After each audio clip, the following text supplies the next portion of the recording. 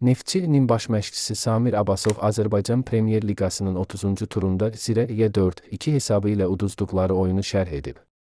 Qafqazinfo xəbər verir ki, o, maçdan sonra keçirilən mətbuat konfransında deyib.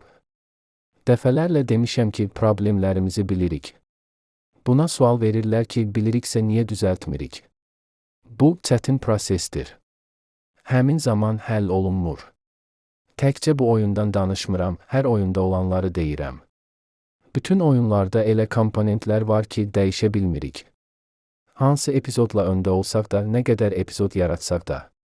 Bu oyunda da 2 gol vurduq, Ağadadaş da təkbətək çıxdı, qırmızı vərəqə də qazandıra bilərdi. Rəqibin hər etdiyi hücum təhlükə ilə bitməli deyil. Bizə əks olan şeylər çoxdur və bunu indi aradan qaldıra bilmirik. Bu, reallıqdır və bunu deməliyik. Çalışırıq, oyuna başqa cür çıxaq. Bugün baş verənlər biz dediklərimizin təsdiqidir.